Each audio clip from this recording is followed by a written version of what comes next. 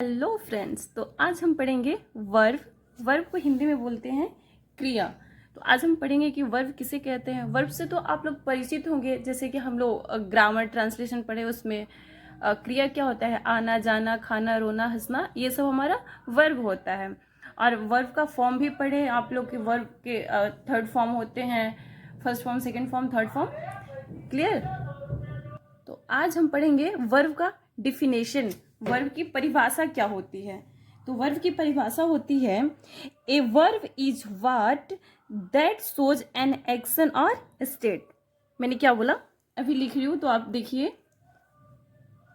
A verb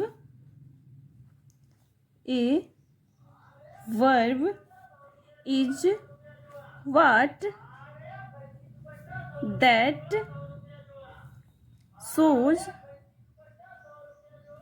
shows an क्या action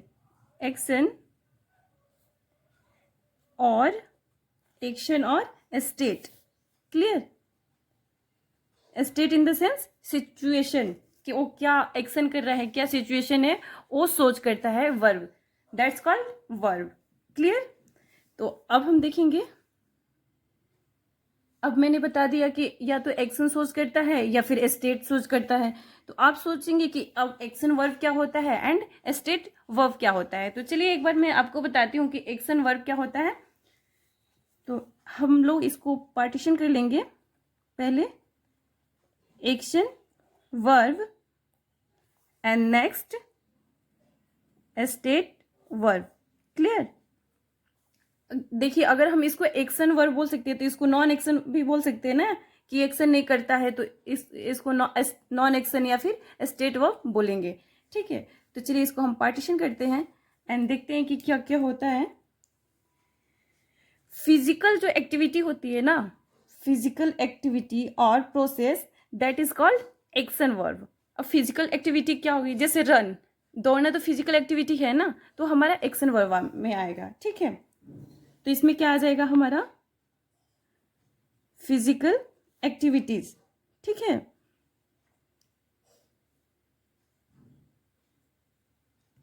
physical activities और क्या आएगा, प्रोसेस।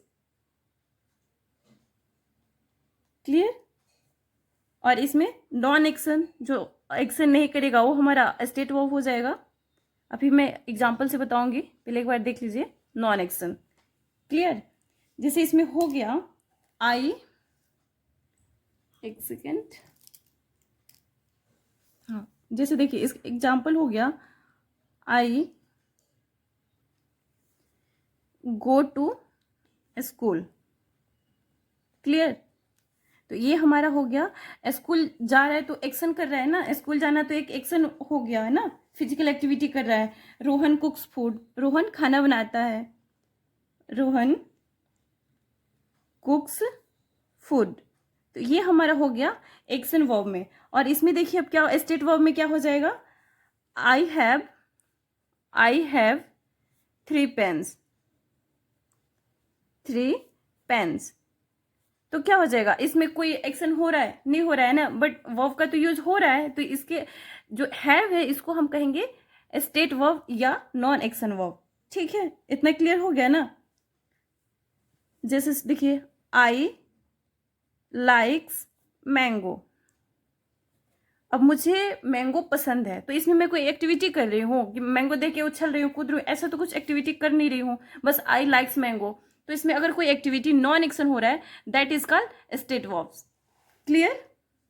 नेक्स्ट देखिए, नेक्स्ट हमारा हो जाएगा कैन बी यूज्ड, मतलब यूज्ड कर सकते हैं, आईएनजी फॉर्म। हम इसको आईएनजी फॉर्म में यूज कर सकते हैं। लाइक फॉर एग्जाम्पल, मैंने नेक्स्ट क्या बताया, can be used I N G form. ठीक है। जैसे देख लीजिए, आईएनजी फॉर्म में I am going to school. ठीक है, I am going to school. तो गो का आईएनजी फॉर्म हो गया ना, गोइंग। बट यहाँ पे आईएनजी फॉर्म में हम नहीं कन्वर्ट कर सकते हैं। यहाँ पर I N G can not be used I N G form. Okay. Clear. Like you, पहले एक बार लिख दूं, आप नोट डाउन करते रहिएगा, ठीक है। Can not be used ing form, clear.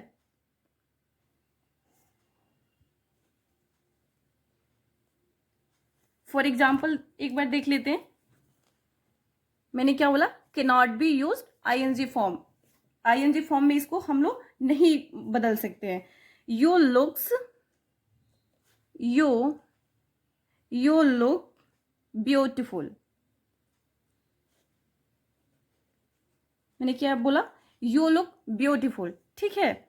You looking beautiful नहीं, भले हम इसको यूज बोलचाल के भाषा में बोल सकते हैं कि यू लुक ब्यूटीफुल, बट ये ग्रामेटिकली करेक्ट नहीं होगा। तो हम लोग को ध्यान देना है क्योंकि हम लोग ग्रामर पढ़ रहे हैं। और देखिए वर्ब ऐसा टॉपिक है ना ग्रामर में कि अगर आप वर्ब पढ़ लिए तो आप 80% आप कवर कर लिए इंग्लिश ग्रामर। इसलिए वर्ब को हम क्या बोलते हैं, इस वर्ब को कहा जाता है किंग ऑफ इंग्लिश। बहुत बड़ी बात है कि किंग ऑफ इंग्लिश वर्ब को कहा जाता है कि क्योंकि इंग्लिश का राजा। तो इसको हम लोग को थोड़ा ध्यान से पढ़ना है और बहुत टफ नहीं है, बहुत इजी है। जैसे देखिए हम लोग क्या क्या पढ़े, वर्ब किसे कहते हैं, a verb is word that shows an action और स्टेट, क्लियर। अब देन एक्शन क्या होता है, स्टेट क्या होता है, वो आप लोग को समझ में आ गया। अब हम पढ़ेंगे कि how many kinds of verb या टाइप्स ऑफ वर्ब। देन शुरू करते हैं, types of verb. Okay, then there are two types of verb. How many types? Two types. First helping verb and the next main verb. मैंने क्या बोला, first पहला helping verb,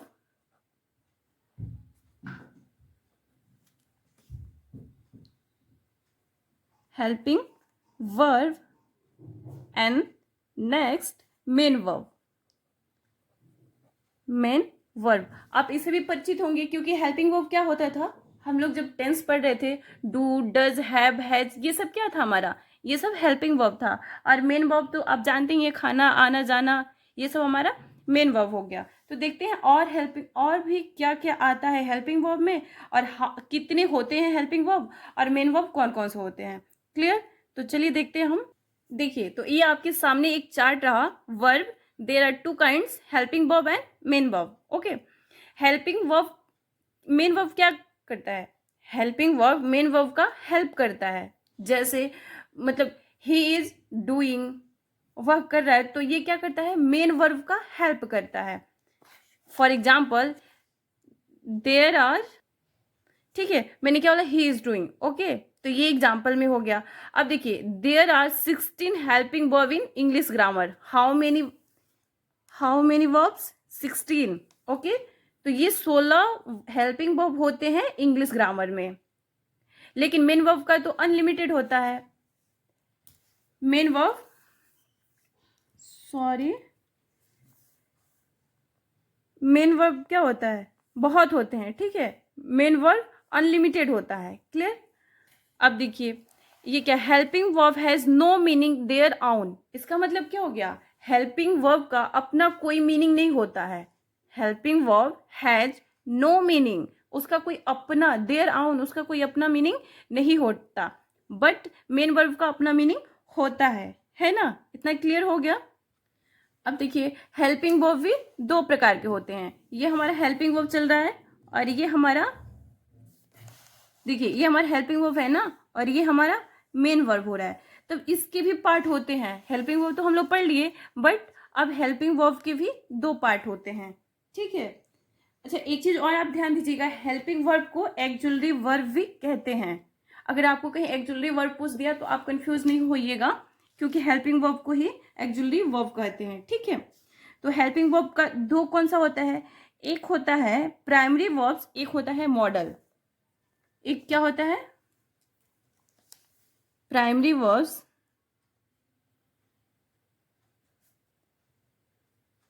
और दूसरा model होता है, ठीक है। लेकिन पूरा हमारा हेल्पिंग वर्ब तो 16 होता है ना, तो 16 में भी दो पार्ट हो गया, एक प्राइमरी वर्ब हो गया, एक मॉडल हो गया। तो देखिए प्राइमरी वर्ब में क्या आता है, बी, डू और हैव, ये हमारा 3 हो गया, HAV, ये हमारा 3 क्या हो गया, ये हमारा प्राइमरी वर्ब हो गया। अब मॉडल में क्या होता है, मॉडल देख लेते हैं, can, could, may, might, can, could, may, might, will, would, shall, should, must, ought to, ought to, ठीक है। उसके बाद से हमारा होता है इसमें नीड, डेयर और यूज टू। इसको मैं ब्लैक पेन से लिख रही हूं, अभी रीजन बताऊंगी कि मैं क्यों इसको ब्लैक पेन से लिखी। नीड, डेयर और यूज टू, डेयर और use to, use to.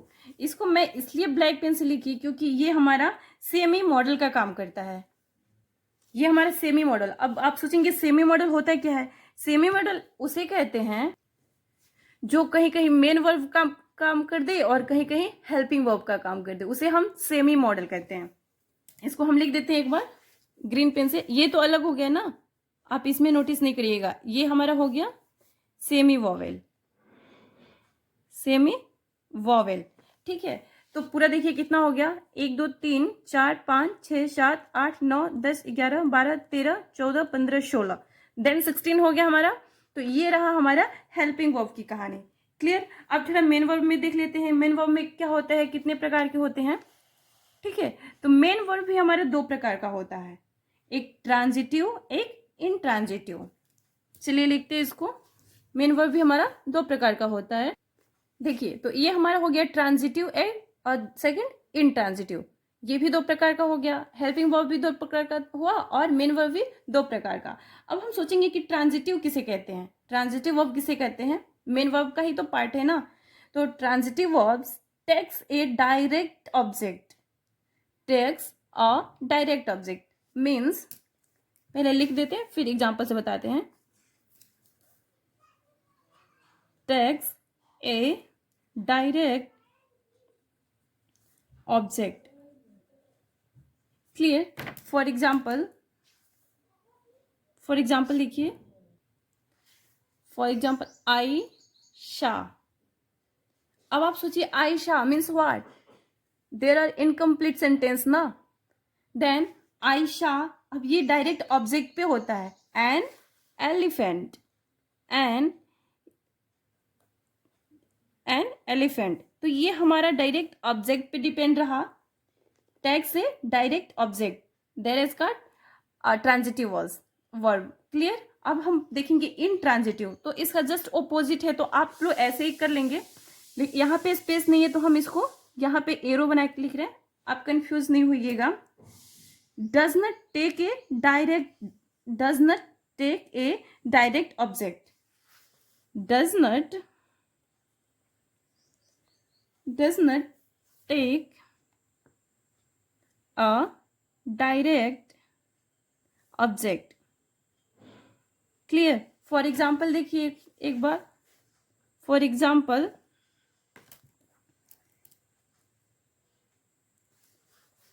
He died, clear, he died. तो क्या यहां से भी हमारा सेंटेंस कंप्लीट हो जा रहा है, ही डाइड वह मर गया, तो फिर ये तो ऑब्जेक्ट पे डिपेंड नहीं रहता है ना, इसे हम इनट्रांजिटिव वर्ब कहते हैं।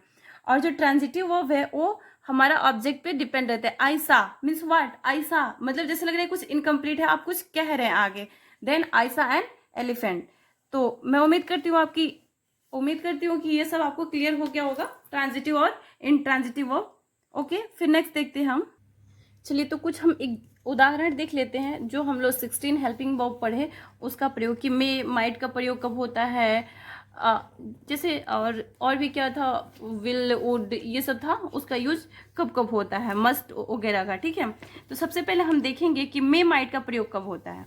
ठीक है, तो आप देखे होंगे कि हम लोग जब क्लासरूम में जाते हैं या फिर कहीं जाते हैं तो नॉक करके जाते हैं, मे आई कम इन सर। तो मे का मतलब क्या हो गया, आप इसे समझ लीजिए।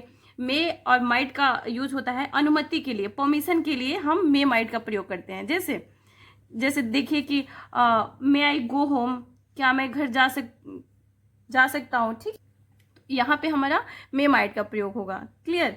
अब हम सब देखेंगे कि हमारा मस्ट का प्रयोग कब होगा। ठीक है, तो मस्ट का और आर टू का प्रयोग होता है चाहिए के अर्थ में। ठीक है, जैसे अब फॉर एग्जाम्पल देख लीजिए आर टू का, we are to obey our elder. Okay, और फिर नेक्स्ट हमारा है कैन और कुड का प्रयोग हमेशा सकना के रूप में होता है। ठीक है, तो चलिए एक एक सेंटेंस हम देख लेते हैं, उससे और भी क्लियर हो जाएगा। तो सबसे पहले हम कैन और कुड का देखते हैं। मे वाला तो आपको क्लियर हो गया ना। चलिए तो एग्जाम्पल देखते हैं। I can read English. ठीक है, क्या मैं इंग्लिश पढ़ सकती हूं। तो यहाँ पे सकना का अर्थ कैन और कुड का, कैन हो गया हमारा प्रेजेंट और कुड हो गया उसी का पास्ट। ठीक है, उसी का मतलब सेकेंड फॉर्म कुड हो गया। ऐसे मे, माइट, और हमारा क्या था एक बार हम देख लेते हैं यहाँ से। तो ये हमारे कुछ एग्जाम्पल्स है आपके सामने। आई कैन रीड इंग्लिश, यहाँ कैन का प्रयोग हुआ है और उसी का पास्ट में कुड का प्रयोग होता है। विल, हमारा विल आप लोग देखे होंगे कि हम लोग जब टेंस पढ़ रहे थे तो विल का प्रयोग कब हो रहा था, फ्यूचर में। तो आई विल गो, मैं जाऊंगा, और वही विल वुड लग जाएगा तो वुड हमारा पास्ट में यूज होगा। ठीक है, मे आई गो होम, अनुमति, अनुमति बस मांगने के लिए ही मे का यूज नहीं होता है, अनुमति देने के लिए भी यूज होता है मे का प्रयोग। जैसे मे आई गो होम, क्या मैं घर जा सकता हूँ। तो यू मे गो होम, हाँ तुम जा सकते हो। तो अनुमति लेना या देना जो भी हो वहां पे हम मे का प्रयोग करेंगे।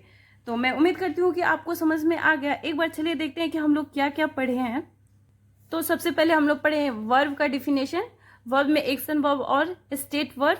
नेक्स्ट हम वर्ब का प्रकार, हेल्पिंग वर्ब और मेन वर्ब। अच्छा एक बात, मेन वर्ब का यूज अगर हम लोग निगेटिव बनाना हो या फिर इंट्रोगेटिव बनाना हो, वहां हम हेल्पिंग वर्ब का यूज करते हैं। तो निगेटिव और इंट्रोगेटिव बनाने के लिए भी इसका प्रयोग होता है। तो एक और भी नियम इसमें आप लोग नोट डाउन कर लीजिएगा। जैसे हम लोग क्या हुआ, हम लोग टेंस में पढ़े थे कि प्रेजेंट इंडिफिनिट में जब सिंपल सेंटेंस बनाना हो तब तो हेल्पिंग वर्ब का यूज नहीं पड़ता था, बट जब हमारा क्या होता था कि निगेटिव और इंट्रोगेटिव बनाना होता था तो हमारा हेल्पिंग वर्ब का डू डज का प्रयोग होता था। तो हम इसको सेंटेंस पहचानने में भी हेल्पिंग वर्ब का बहुत बड़ा योगदान होता है। ठीक है, तो मैं उम्मीद करती हूँ कि आपको ये समझ में आ गया होगा। वीडियो पूरा देखिए और समझ में आया तो लाइक करिए और शेयर करना बिल्कुल ना भूलिए। ठीक है, थैंक यू।